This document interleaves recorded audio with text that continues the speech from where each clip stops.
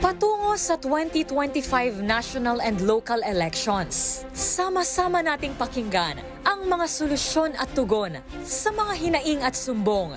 Sa talakayang nakasentro sa mga isyu ng bayan, ang tanong ng publiko, bakit ikaw? Hatid ng buong puwersa ng DZRH at The Manila Times. Mapapanood nationwide sa DZRH TV, live din sa DZRH News website at sa The Manila Times streaming channel. Pati na rin sa mga social media account ng DZRH, DZRH TV at DZRH News Facebook, YouTube at TikTok accounts. Bawat Pilipino, kabahagi sa programang Sentro ang Boses ng Masa. Bakit ikaw? The Town Hall Election Series.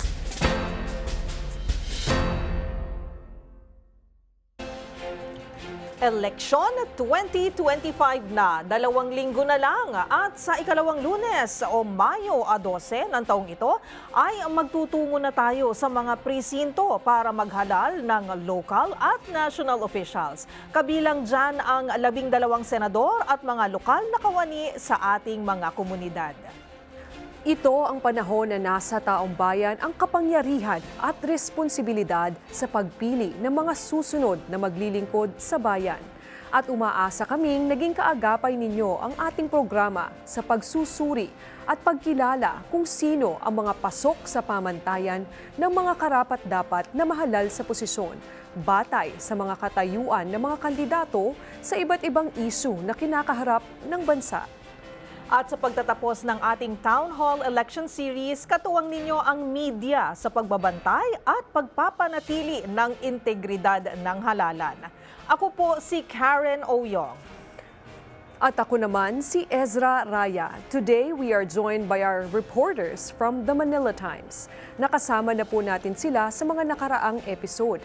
We have with us this afternoon, Red Mendoza, our reporter covering the Office of the Vice President o OVP, and of course, Reyna Tolentino, who covers the House of Representatives.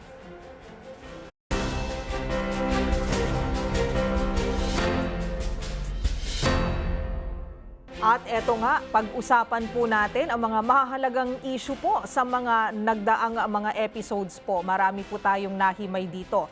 Pero pagboto batay sa katayuan ng mga kandidato sa mga issue na kinakaharap ng bansa. Ayan po, senators as lawmakers. Unahin natin yan. Sila ang gagawa ng mga hakbang para matugunan ito. Bakit ito mahalaga? So, paano ba to? Tanungin na natin ang ating mga kasamahan, reporters, ating mga inputs. Oo, day in, day out partner, nasa kongreso sila. Correct. No? So mas kilala nila ang ating mga politiko. Okay. Red, you go ahead. Of course, importante kasi yung magiging role ng mga senador dahil sila yung sila yung parang magiging upper house o yung parang magpapasa ng mga batas na nanggaling sa Congress. And minsan talaga doon nagkakaroon tayo ng problema minsan kasi minsan mapapasa yung mga batas sa lower house tapos natetenga sa upper house kasi hindi nila minsan natatagalan sila sa pag-iimbestiga or sa mga hearing. Siguro dapat importante natin makita na dapat iboto natin mga senador na alam ang kanilang ginagawa, alam ang proseso ng paggawa ng batas, alam nila kung ano yung mga batas na dapat makatulong sa ating mga kababayan, especially sa mga sektor na kanilang, example, edukasyon. Ano yung mga batas na dapat na ipasa natin sa edukasyon, healthcare, social justice, and everything na mga kailangan para siguro kasi minsan ang problema na nakikita natin sa Senado parang lagi na lang nandiyan sila para mag-imbestiga. Pero hindi natin nakikita na ang role dapat ng isang senador ay magpasa ng mga batas na galing mismo, minsan galing sa House or minsan galing sa kanila mismo. Oo nga, partner. Kasi alam mo, ang paggawa ng batas dito sa Pilipinas, hindi yan basta-basta. Correct. So, dumadaan yan sa tinatawag na legislative process. So, manggagaling muna yan sa lower house o yung Kongreso. At tapos nun, ipapasa pa yan sa upper house o yung Senado bago pa yan mapunta sa Presidente para sa kanyang approval at signature, kumbaga. So, mahaba ang proseso, no? Correct. So paano yan, partner, kung hindi nga nabanggit ni Red, hindi paminsan nagkakasang-ayon yung mga mambabatas, lower house and upper house, so di naman kayo mismo within, di ba? So talagang matatagalan siya. Oo. So sabi ni Red, mahalaga nga naman na may alam nila yung ginagawa nila. Pero tanong na rin natin si Reyna, di kasi nagko-cover ka rin sa Congress, di ba, Reyna? Paano yan? Iba-ibang personalidad, iba-ibang background, yung iba hindi naman kumuha ng law degrees, di ba? O yung iba, sabihin na natin, galing sa ibang sektor o ibang industriya. So, ano ang take mo dito, Reyna? Tingin ko maganda rin naman po na may diversity yung mga mambabatas natin para iba-ibang perspective din yung maibibigay nila kapag nagdidiskusyon sila sa mga batas na ipapasa nila. Ayun. Oo, Different perspectives, no? Different perspectives. So, dito nga sa ating programa ay nagkaroon na tayo ng ilang episode na tumutukoy sa ilang importanteng issue na kinakaharap ng bansa. So balikan natin yung unang episode natin about economy or patungkol sa ekonomiya, no? So meron silang iba't ibang definition kung ano yung malagong ekonomiya. So naalala natin yung guests natin dyan is si former Congressman Teddy Casino at si Eufemia Mimi Doringo, Secretary General ng Kadamay. So ano sa tingin ninyo yung ano? Yeah. Napansin nga natin yung episode nila kasi nga discuss sila yung kanilang mga plano sa ekonomiya. And most of them are good. I mean, we all want na yung kanilang mga proposals tungkol sa ekonomiya. Like for example, pagpapatas ng sahod. Pagpapatas ng sahod. Importante ang pagpapatas ng sahod. Pero of course, medyo meron tayong balanse dapat na ginagawa dyan. And of course, yung resources natin, hindi na ma-maximize ng gobyerno resources natin. We understand also that kasi parang hindi nabibigyan ng importansya yung ibang mga resources. Ano bang kailangan natin gawin para improve natin ang ating ekonomiya? Meron ding mga nagsasabi na dapat daw wag tayo masyadong sa foreign investments. Yun yung isasabi nila, wag daw masyadong mag-focus sa foreign investments at mag-focus sa lokal na investment. Pero mayroong mga iba din na nagsasabi na kailangan natin ng foreign investments. It's a big question na paano natin matutugunan ng ekonomiya. Pero of course, kailangan nating alamin kung ano dapat ang mangyari sa ating ekonomiya na balanse na makakatulong both sa ating bayan and of course sa ating mga mamayan, trickle down sa pinakamaliit na tao o sa pamilya natin.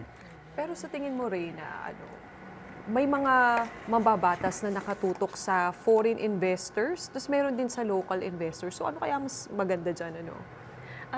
Agree ako sa sinabi ni Red na kailangang hanapin yung balanse. Kasi wala namang bansa na nabubuhay ng mag-isa.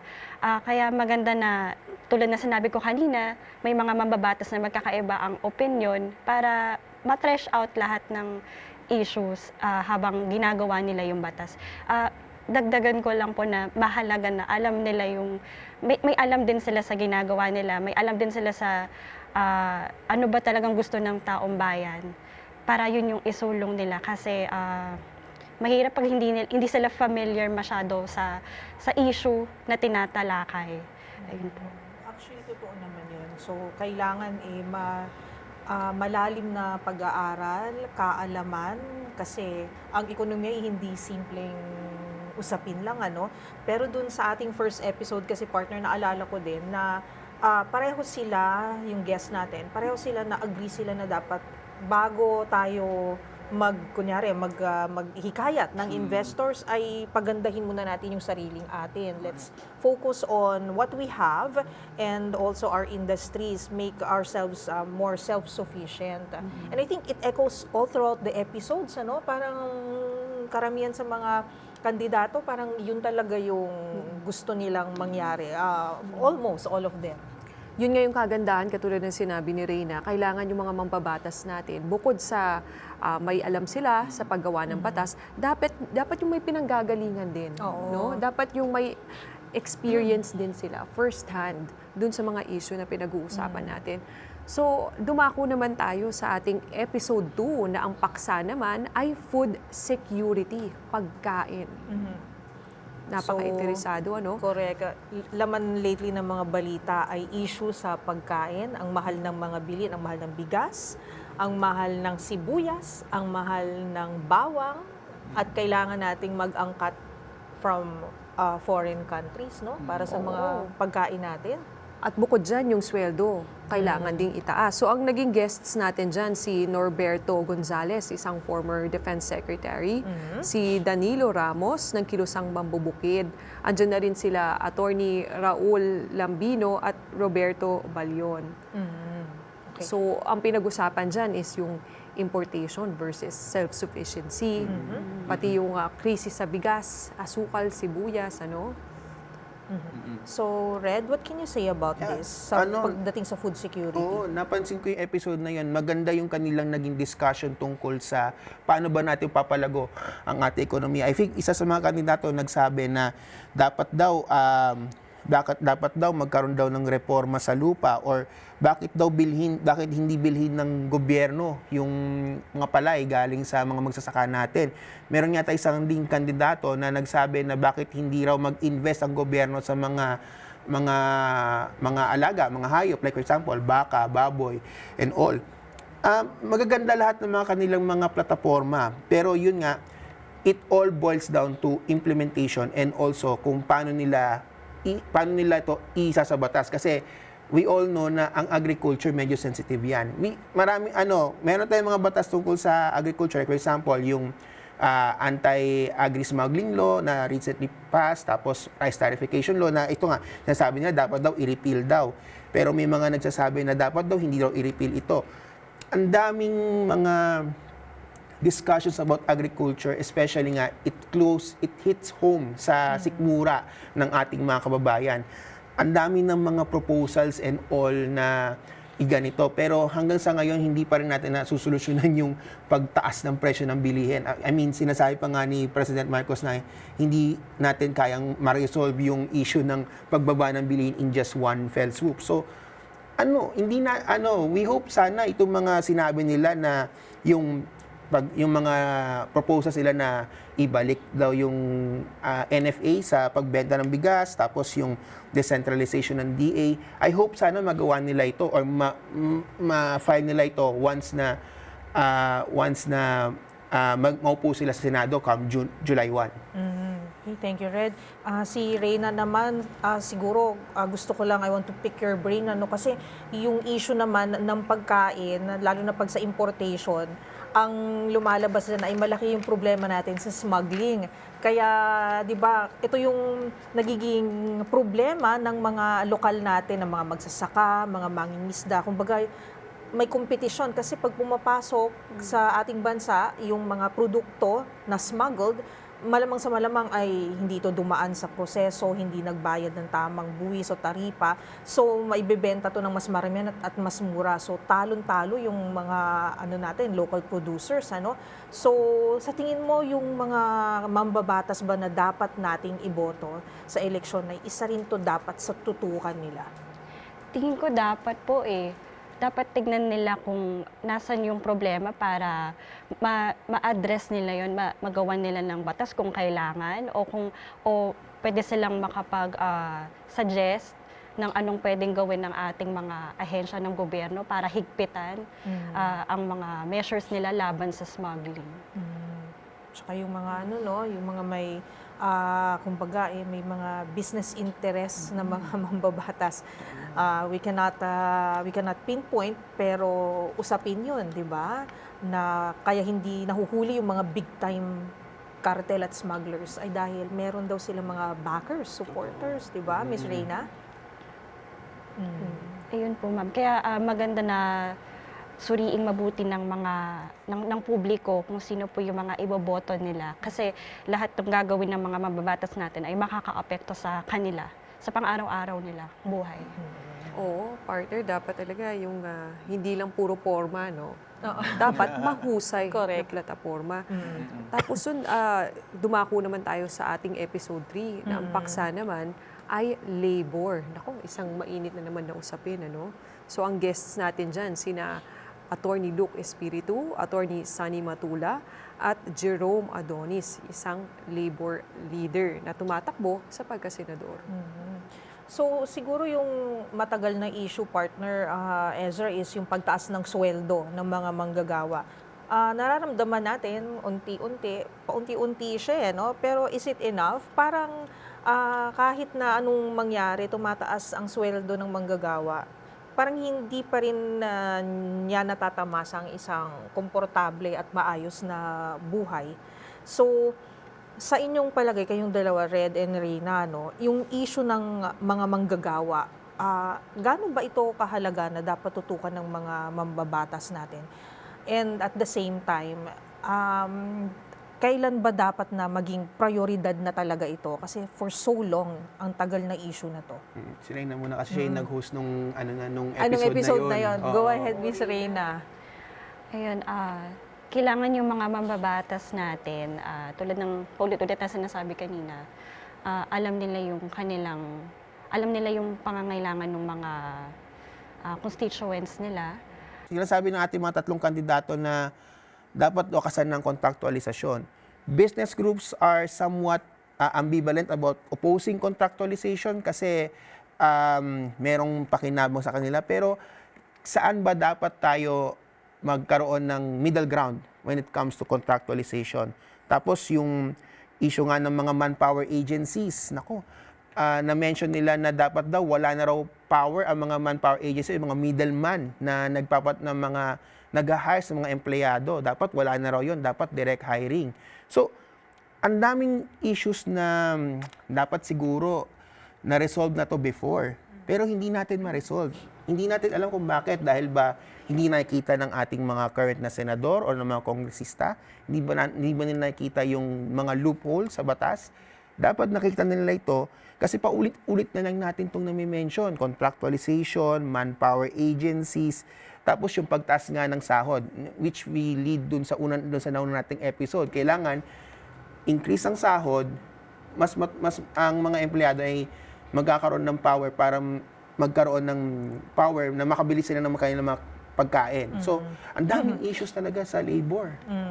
Contractualization at tingin ko agree naman tayong lahat na kailangan siyang wakasan. No? So, ayun, kailangan suriin ng mga mamboboto yung mga kandidato na pipiliin nila kung siguro nagkakatalo sila kung paano to wawakasan. Ayun. Kasi yung Endo kasi hindi siya nakapagbibigay ng security sa ating mga kababayan, ano? Oo, Kailangan tama, natin ng seguridad sa paghahanap buhay. Kasi anong papakain natin sa pamilya natin kung wala tayong trabaho, walang sweldo, di ba? Tapos syempre, kailangan din natin na pag-usapan kung ano nga ba yung mas kinaganda kapag walang contractualization.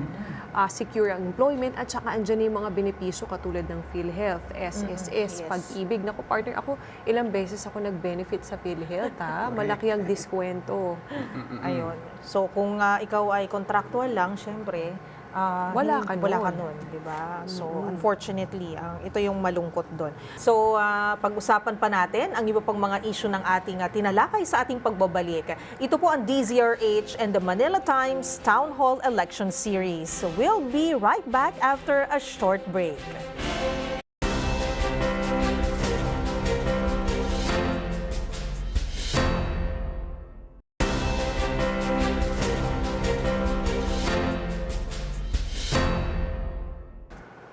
Nagbabalik po ang Town Hall Election Series. Pinag-uusapan pa rin natin ang ilang mga punto na lumitaw sa mga naging talakayan natin sa ating mga nagdaang episodes.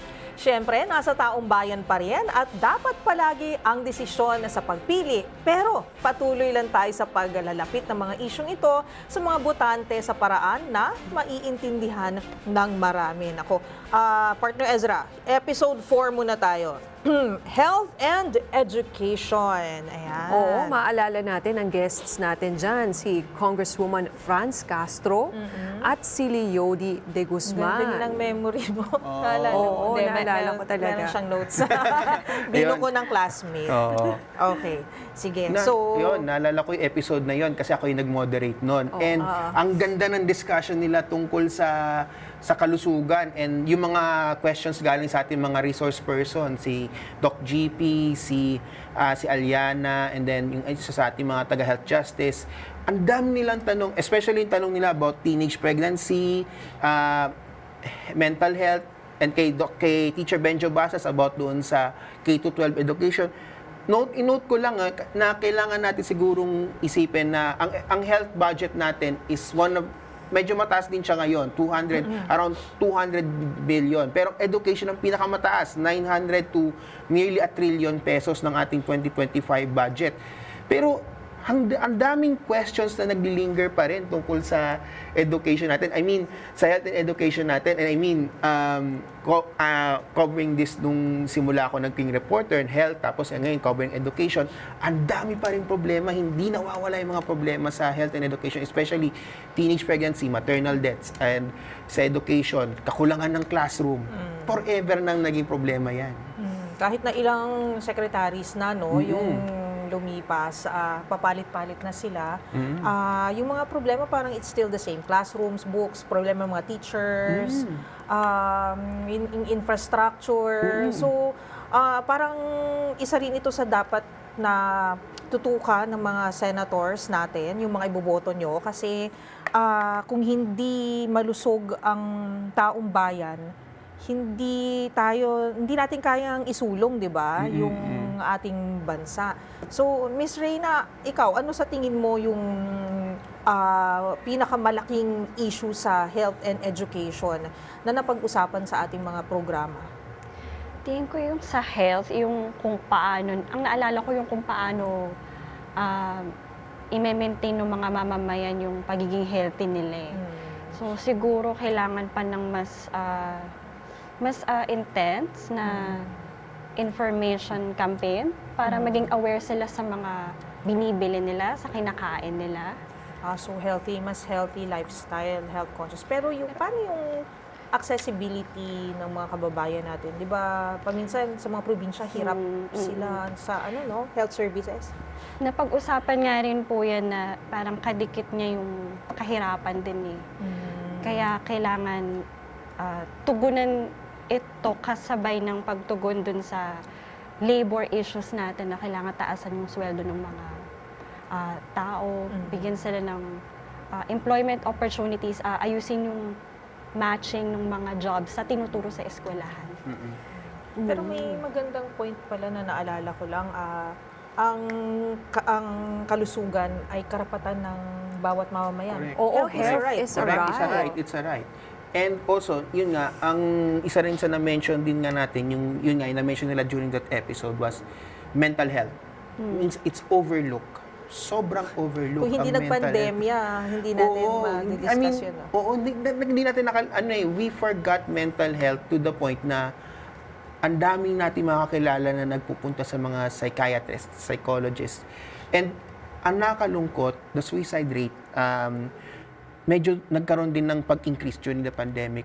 Dapat isa rin to sa masolusyonan ng ating mga mambabatas, yung paano ba natin dapat ma-resolve ang mental health issue. I know we have a mental health law, pero ito ba ay sapat na ba? Or do we need na i-increase pa natin ang funding sa mental health? And also, i-note ko lang din, mga libreng serbisyo ng PhilHealth. Of course, libreng pagpapagamot, yung ang laking tulong ng PhilHealth, pero like for example, in my personal experience, aking tatay nagpapadialysis, so napakalaking serbisyo ng PhilHealth. Pero yung issue sa PhilHealth na yon, dapat din ma-resolve din yon, yung kakulangan ng pagpondo ng PhilHealth sa national budget. Ang daming dapat i-resolve nun. At dapat yung ating mga senador ngayong 2025 dapat mas maging mas maging masusi pa sila sa pag-check ng ating budget. Lalo na sila ay magiging parang sila yung magche-check ng 2026 budget sa October or this year. Kaya nga ako, partner, pag bumoboto ako, lalo na ngayon, midterm elections na, so mga senador at mga nasa kongreso yung iboboto natin. Pag ako bumoboto, at di ba 12 upuan yan, tinitignan ko, kailangan na meron akong binoboto na tao, halimbawa, magsusulong ng health and education. So, dapat titignan mo rin yung listahan mo. Yes, meron akong listahan. Pine-prepare ko yan in advance, partner. Meron dapat lahat listahan. So, titignan natin sino ba yung mga tumatakbo na magsusulong ng kalusugan, ng edukasyon. Yun, importante sa akin yun, partner, kasi may mga anak ako. No? So, importante sa akin yung mga mambabatas na sino ba ang gagawa ng solusyon, lalo nga sa kalusugan, kasi marami dyan. Hindi pa nakakarating sa mental health. Health and hygiene pa nga lang. Kaya Kulang na basic kulang na. need, Basic Lalo na yung needs mga pa lang. tao sa mga nasa laylayan, lalo na yung mga below the poverty threshold, yung mga nasa laylayan talaga kailangan. Ngayon, konektado rin yan sa episode 5, sa next episode natin, na tumatalakay naman sa social needs, partner. Sige nga, ano ba ang social needs? Ayan. So, ito yung mga serbisyong pampubliko. Ayan. Ito ay, lahat naman tayo ay may karapatan para dito. Di ba? We have the right to have social services. Binabudgetan din yan. Oo. At paminsan ay ito rin yung mga ginagamit na plataforma ng mga tumatakbo, di ba? Correct. Oo. So nagiging rally nila o call nila ito. Pero ang tanong, may mga mambabatas ba that actually make their promises true pagdating sa mga social services? Ito lang sigurong naisip ko, social services eh. I-translate na natin sa isang word, ayuda. Doon na napunta okay. yung concept ng social service, ayuda. Ayuda para kay ganito, ayuda para kay ganyan, na naging big political issue na, 'di ba? Yung mga hearing sa Congress, 'di ba? So, siguro isipin na lang natin kung ano ba dapat ang definition natin dapat sa ayuda or aid. Siguro yung mga bagong senador natin, isipin din nila, ano ba dapat ang ayuda? Ano ba dapat ang gagawin nila sa mga ayuda? Dapat ba ibigay ba ito sa politiko? Or dapat ba DSWD mamahala? Ang daming issue tungkol dito sa aid na ito. And of course, Ms. Reyna, paano yung mga yung mga nasa laylayan, yung mga nasa komunidad, mga miyembro ng iba't ibang sektor, kababaihan, mga persons with disabilities, mga ganun, senior citizens, they have the right to have quick access sa mga services, di ba? Opo. Lalo na yung, mention ko lang din yung mga PWD natin.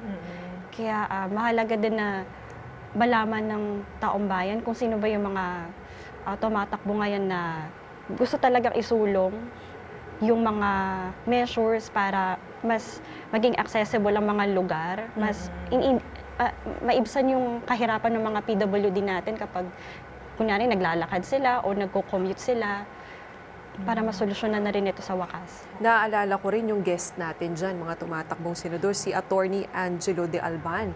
So, sinusulong niya naman yung persons with disabilities o yung may mga kapansanan. Kasi alam mo, partner, yung mga... Very personal sa kanya Oo, yung issue personal. na Ang kinuwento niya sa atin. kapansanan. Oo, iba't iba kasi ang minsan sa, sa pag-iisip,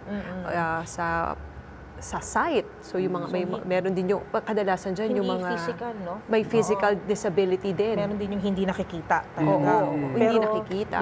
May disability siya. Yung di makalakad. Kaya nga, nasabi nga ni Reyna, dapat lahat ng lugar accessible. Kasi paano kung naka-wheelchair? Paano aakyat ng hagdan, di ba? Correct. So, kailangan pang buhatin. Oo, naalala ko rin si Congresswoman Liza Masa, no? Sinusulong naman niya yung mga social needs o yung mga pangangailangan ng mga kababaihan, Yes. partner. So, Tama-tama. kasama na dyan. Nung time na yung Women's Month, nung na-interview Women's natin Month siya. pa yun. Tapos dun, gusto niya, dapat mas mataas ng coverage para sa mga kababaihan. Sabi nga namin, naalala mo, partner, pinag-uusapan natin, dapat pagdating sa pag-unlad, kasama lahat. So, Correct. kasama dyan yung mga persons with disabilities at ang mga kababaihan, partner. Sama all. Hindi sana all. Sama all. Sama all nga. Alright, so nasa episode 5 yun lahat, yung social needs. Now, let's move on to the next episode, yung episode 6. So, disaster management and issue din sa transportasyon. So, siguro unahin muna natin, guys, yung disaster management. Napakaraming mga dilubyo na dumadaan sa ating Mainit bansa. na usapin, partner. Literal na mainit. Kasi ilang bulkan ang sumabog. Ay, okay. Ano? Tama.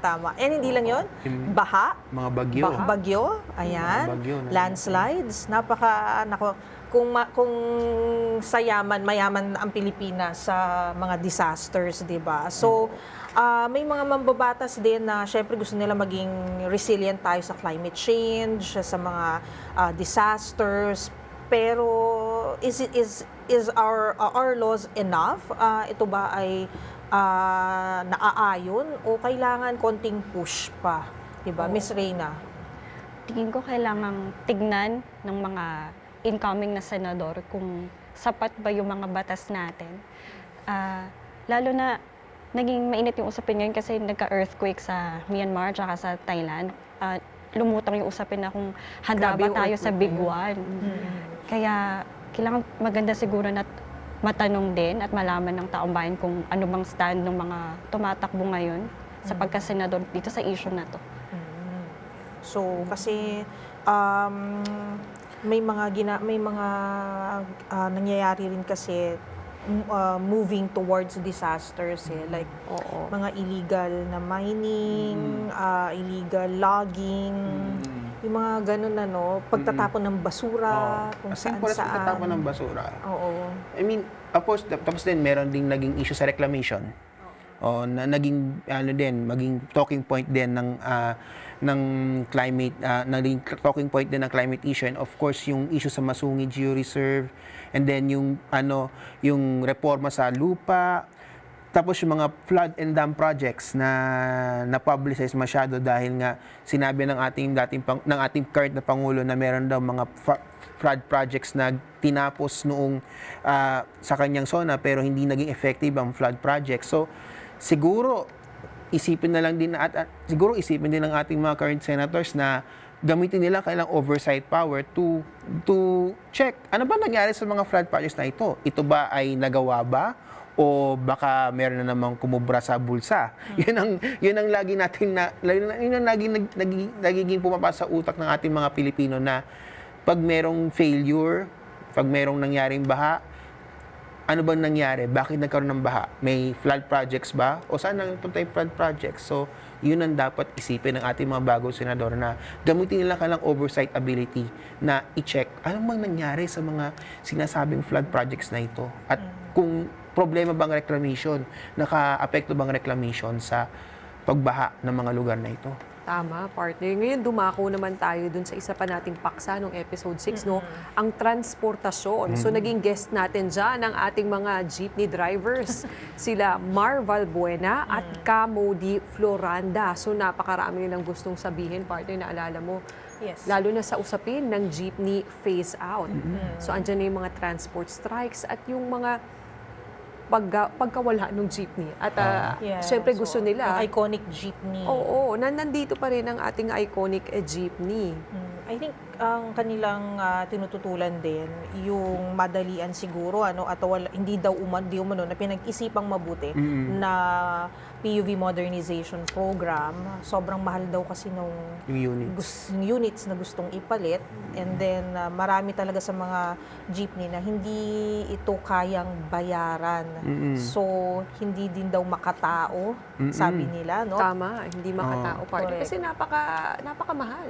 Oo. Dati 2.2 million lang, ngayon papatak na ng 3 million ang isang modern jeepney. So Wow. hindi na kayang bayaran ng isang simpleng driver lamang. So andyan na rin yung usapin ng trapiko. Sobrang napaka-traffic. Sabi nga ni David D'Angelo, yung isa pang guest, sabi nila, move people, not cars. Oo, totoo So yun. dapat mas paigtingin pa yung mga public transportation natin. So hindi lang basta private cars ang nasa EDSA, dapat karamihan dyan ay public transportation para mas maraming tao ang nakakagalaw sa trapiko. Ayun, partner, tuloy-tuloy lang ang ating talakayan.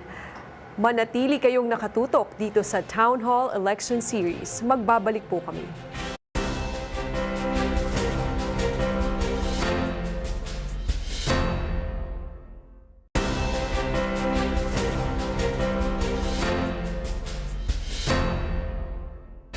Kasama niyo pa rin po ang DZRH at The Manila Times sa pagsusuri ng mga plataforma ng mga kandidato na tumatakbo sa pagkasenador para sa 2025 national and local elections. Pinag-uusapan pa rin natin kung paano mahalaga na alam at malinaw sa taong bayan ang katayuan ng mga issue at paninindigan ng mga kandidato. Dahil bukod sa dito lumalabas ang kanilang karakter, ito rin ay kumbaga pahapyaw sa kung anong makikita natin sa kanila at magiging tugon nila kapag tuluyan na silang humarap sa mga problema ng bansa. Alright, partner. Usapin naman ang digitalization, no? Episode 7. Oo, partner, naalala ko ang ating mga guest dyan ay si Congressman Leandro Verceles at andyan din si former Senator Gringo Honasan. Oo. Yes, okay. So, naging DICT secretary rin kasi siya before, di ba? Oo, tama, partner. So, napag-usapan dyan yung transparency. So, kanina, partner, napag-usapan din natin sa nakaraang episode yung corruption, yung red tape. So, kapag meron tayong digitalization, mas mapapabilis ang serbisyo ng gobyerno.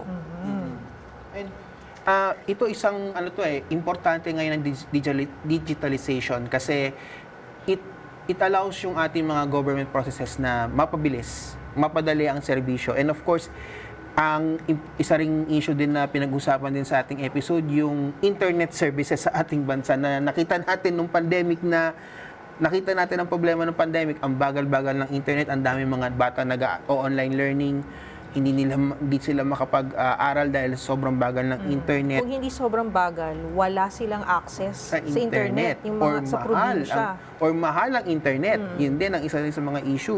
Siguro, isa rin dapat makita ng ating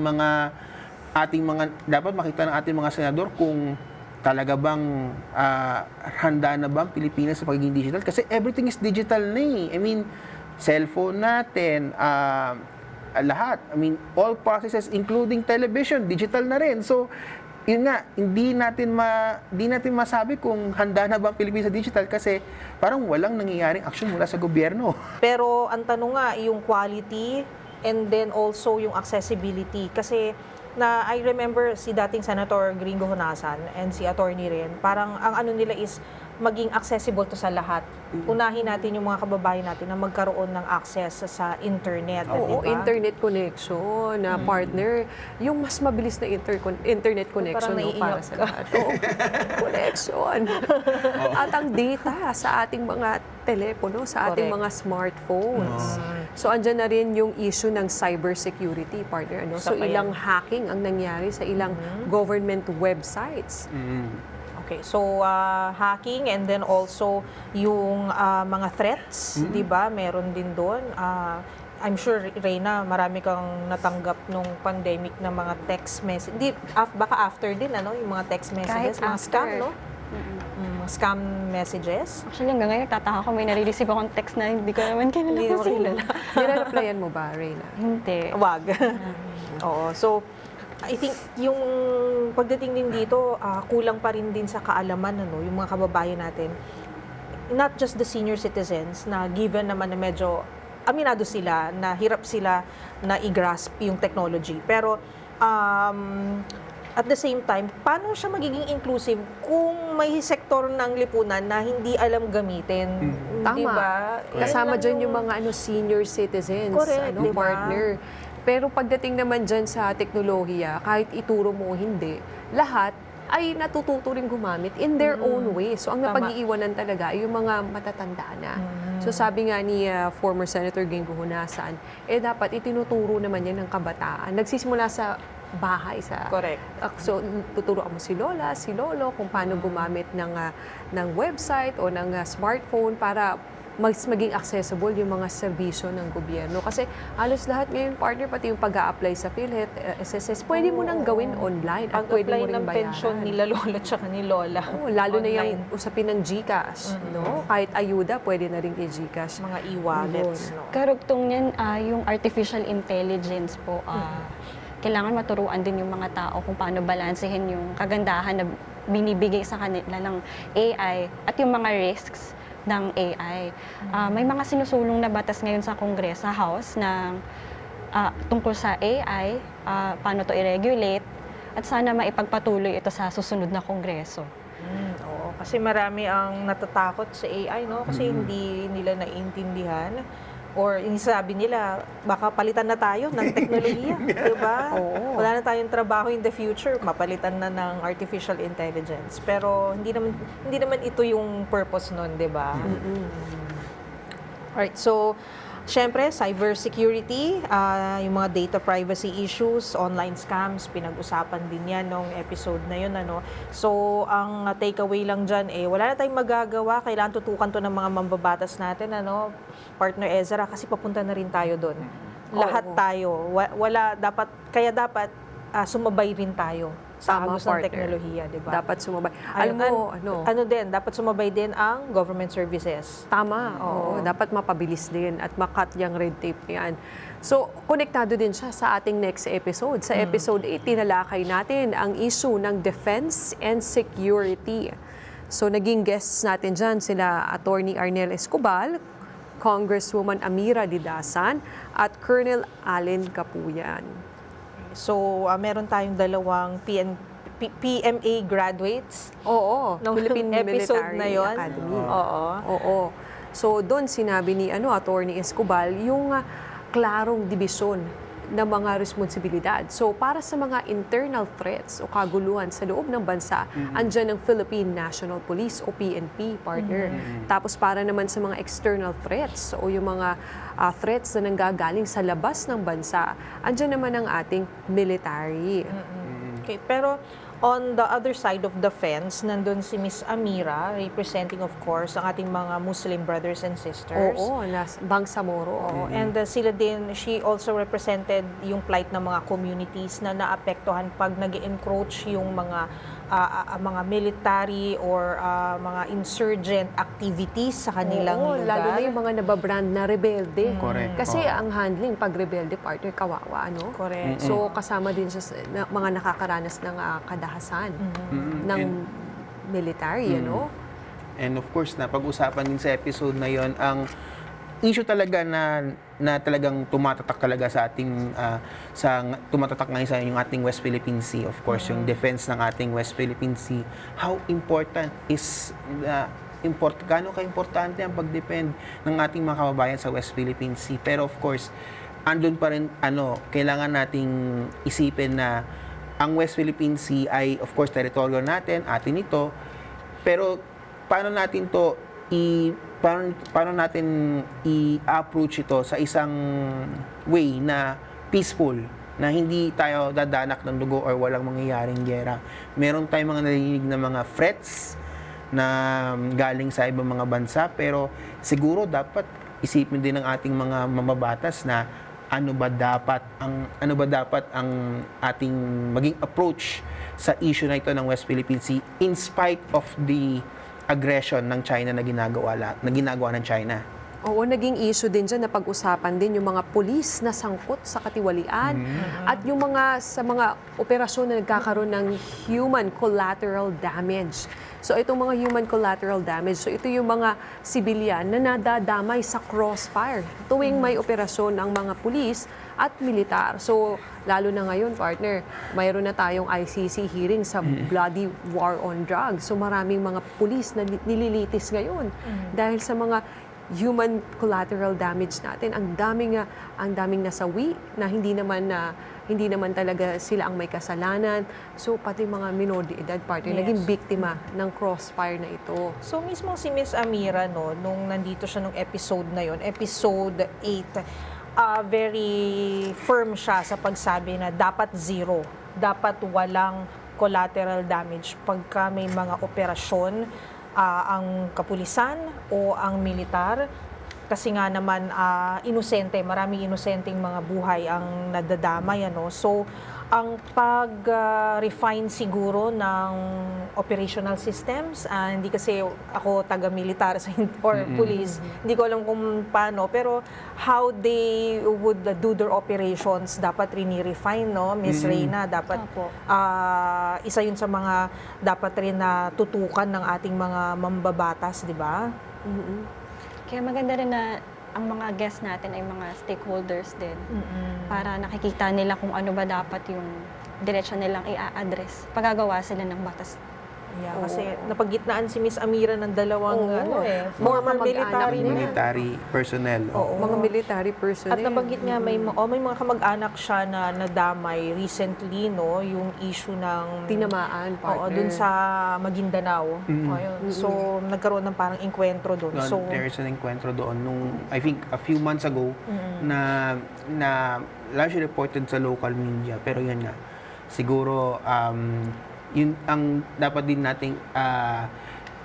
nating i-note sa ating mga mabatas yung current issue sa peace transition, kasi ongoing yung transition natin, and of course yung sa Bangsamoro Autonomous Region, yung of course importante na dapat stable, napaka-stable dapat ng Bangsamoro region, kasi ang tagal ng naging issue ito. I mean, hindi pa ako pinapanganak, issue na ito. So, It's high time. It's high time na dapat ma-stabilize natin yung issue sa Bangsamoro. Oo, region. tapos na tandaan ko, partner, no, sabi ni Atty. Escobar, itong mga human collateral damage ay kaya namang I-minimize. maiwasan. Oo. O kaya naman na talagang mapigilan talaga sa simpleng seminars daw. Sinabi ni Atty. Escobar yan, sa simpleng seminars sa mga kapulisan, sa mga military natin, sa Armed Forces of the Philippines, ano, kasi AFP palagi ang involved dyan.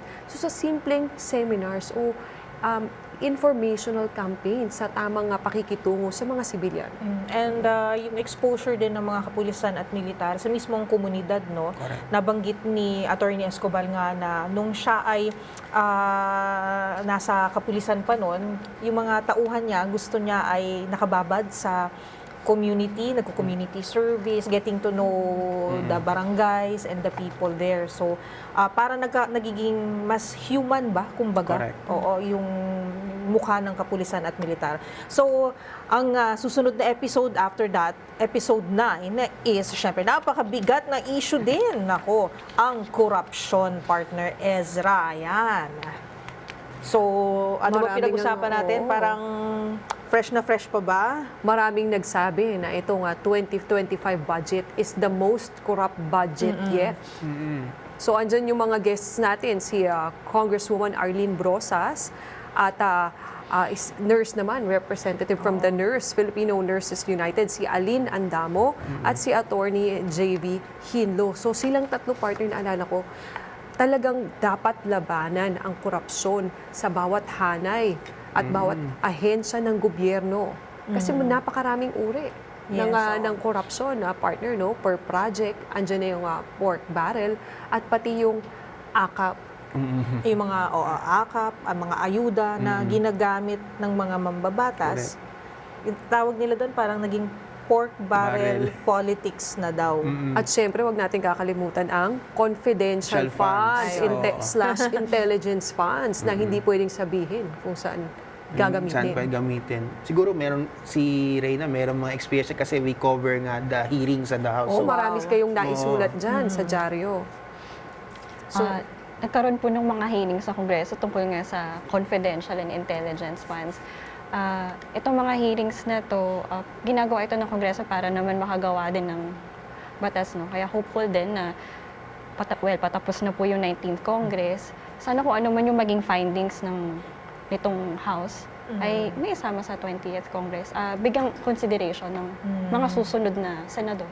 So marami pang napag-usapan doon sa episode na yun, ano, when it comes to corruption, na talaga namang ang laki-laking issue sa ating bansa. So maraming sasabi na dapat tanggalin na yung pork barrel, Oo, di ba? partner. Dapat wala na yan kasi ginagamit yan ng ibang mga mambabatas para magkaroon ng patronage politics, kumbaga utang na loob.